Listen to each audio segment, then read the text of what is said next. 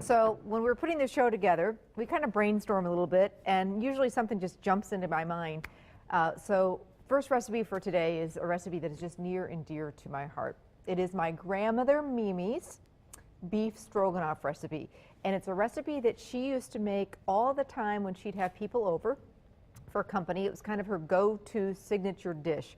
In the 50s and the 60s, well, beef stroganoff, by the way, if you don't know, it's a Russian dish that made its way over to the United States and was very, very popular when I was growing up.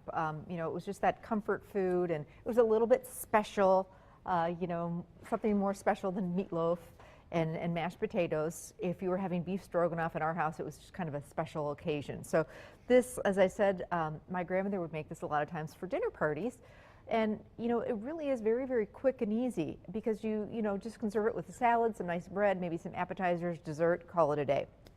And her beef stroganoff is very simple, but out of this world. So I'm going to show you how you can make it. It's a quick fix too, which is what I like about it. So you can actually come home from work and throw this together in 15, 20 minutes or less. The first thing I'm going to do is drop the pasta into the water. Now, she always served this over egg noodles. I have come to love Amish, those extra wide, wonderful egg noodles. So we're going to serve those with this beef stroganoff. Any type of noodle, rice, or mashed potato to work. We're going to do it with pasta today, so love these Amish egg noodles. They really are fantastic. They take a little bit longer to make, and I will season the water just a little bit because they are so thick. So I wanted to get those going right away. Okay, now beef stroganoff. Let's talk about the beef now that we've got our pasta cooking. My grandmother used beef tenderloin, and it was, you know, one of those little splurges, and that's why the recipe is so special. So it's nice if you can buy a whole beef tenderloin and maybe use the center portion to do a roast at some point, a stuffed beef tenderloin. I stuff it with bacon and blue cheese and things like that, and then take the ends where they get a little bit more narrow and dice those into pieces and make beef stroganoff. Or if, you know, you happen to see tenderloin on sale, great time to stock up, buy it.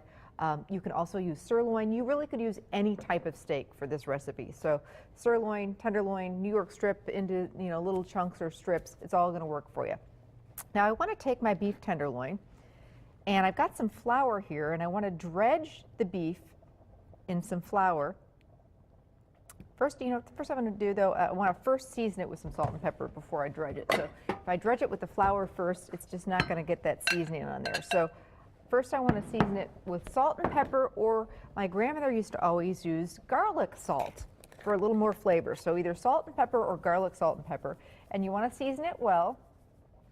You know, I've talked about this before, that garlic and all these fresh herbs are wonderful, but growing up, you know, we didn't have access to all of those things.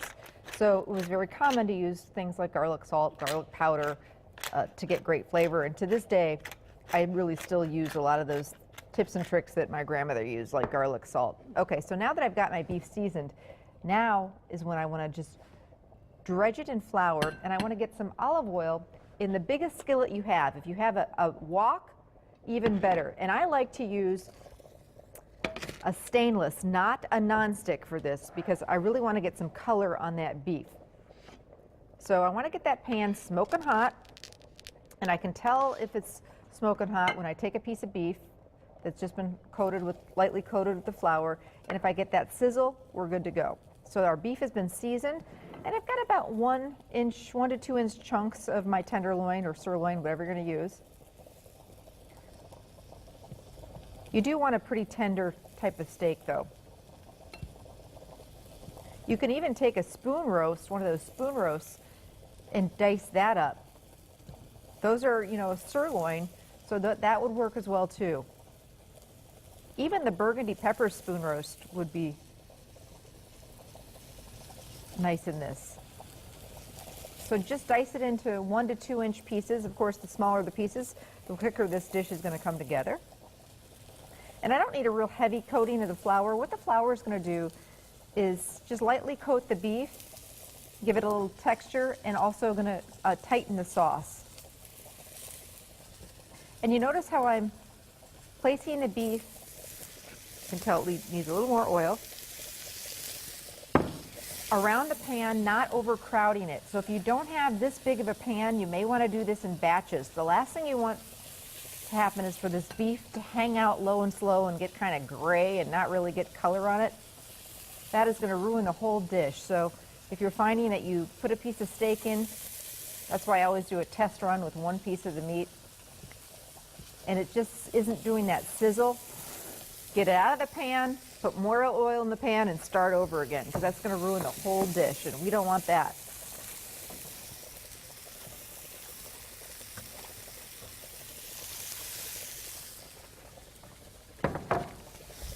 I've talked about my grandmother.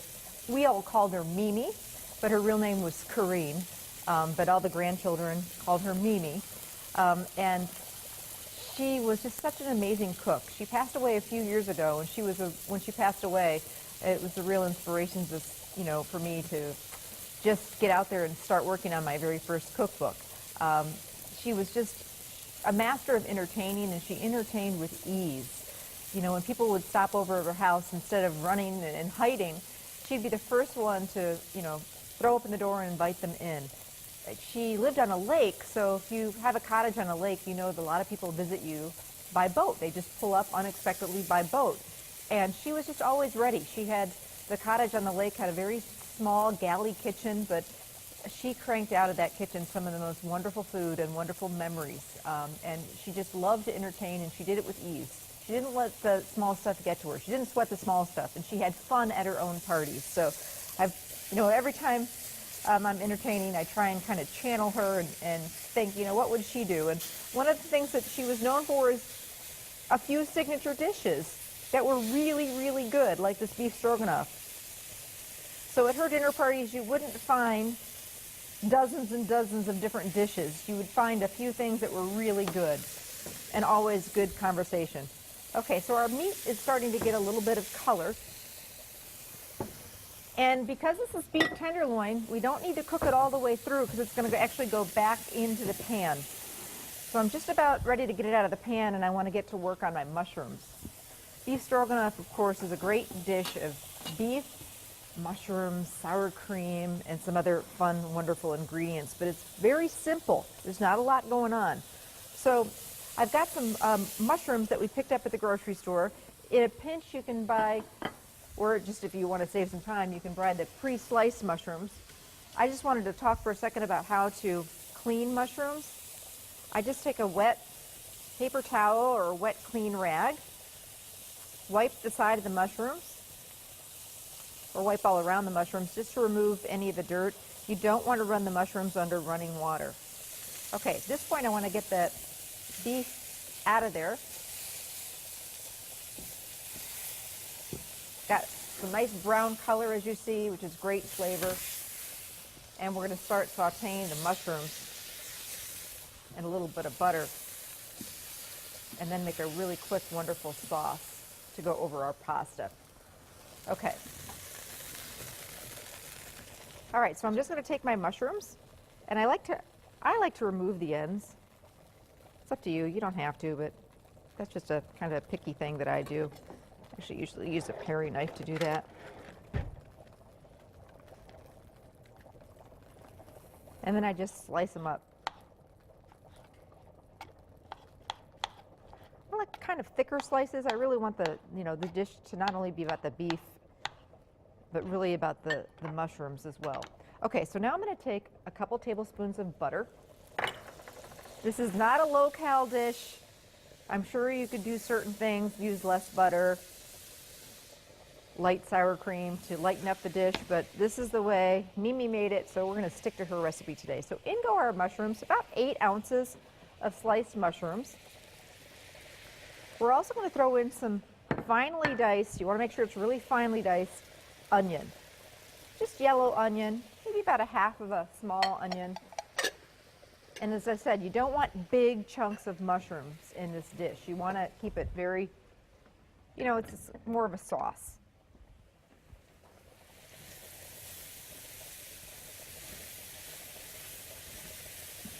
Starting to smell wonderful.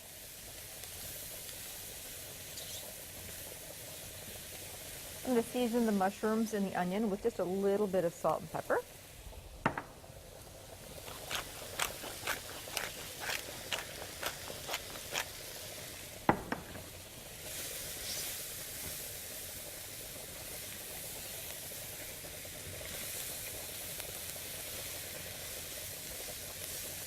And there were some great brown bits in the bottom of the pan from that steak as it was cooking. And that's going to really make the sauce. So a couple of things that we're going to do to get those brown bits up. Some beef stock, using the good stuff, the good boxed beef stock. Tomato paste, and I love, this is something my grandmother always put in her beef stroganoff. It's a way to really richen the flavor, kind of take it to a whole nother level. And I love buying it in these tubes, because then you can just take out what you need when you need it. So a couple of tablespoons of tomato paste. Going to give it some great depth of flavor. And at this point, I'm going to come in with a whisk. And now we're going to add our sour cream. The recipe calls for about 2 cups of sour cream.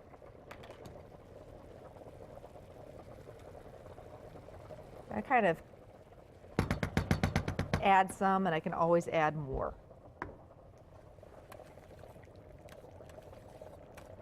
If you don't have tomato paste on hand, a little bit of ketchup will also work.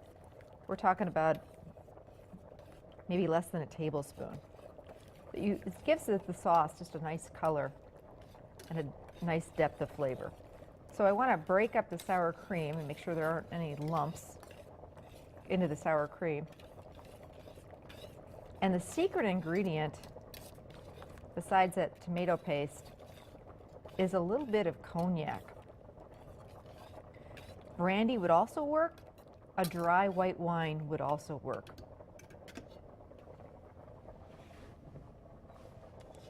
And this, just the alcohol is going to cook out of it because we're going to boil the sauce just a little bit, but just a little bit of this at the end is going to take this dish to a whole nother level. Now at this point, we're going to add our beef and any drippings that accumulated in the bowl, or if you had that on a plate, back into the pan.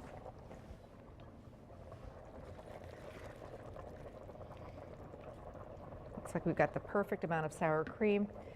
And now I'm just going to chop up some fresh parsley and plate up the dish.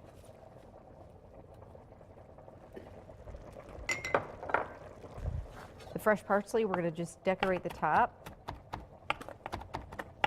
or throw it into the dish at the last minute. You always want to do that with fresh herbs. Don't put them in too early. They'll just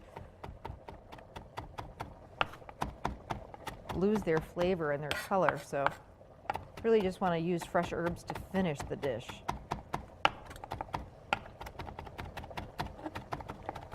And I don't want to cook my steak too much longer. I think we're about good. I just want to warm the beef and bring that sauce together a little bit. So we're done. Let's drain these noodles. And how wonderful does that smell? Yeah, I know. I have a feeling Mimi's watching. Hope she's getting lots of stroganoff where she is.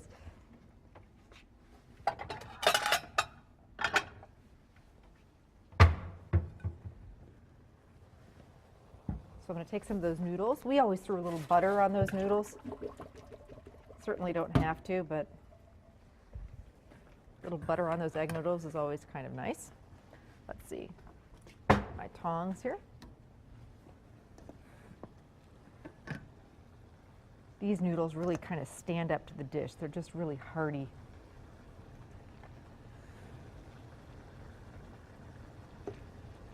And then we'll take some of that sauce and some of the beef. Thank you, Ann. Let's get a spoon here. Yep.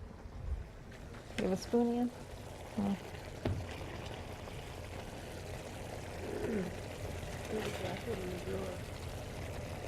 All right, and lots of that sauce. It's all about that sauce, and lots of the mushrooms too. There you go. This is Mimi's beef stroganoff recipe, which I'm telling you, you need to make it sometime. A little parsley on top. If you like really great comfort food, pasta, beef, mushrooms, this is a winner. We'll put the recipe on our website. Lots more pasta recipes still to come, and we're going to take you to a place that makes their own homemade pasta and lots of different flavors. We'll check it out coming up.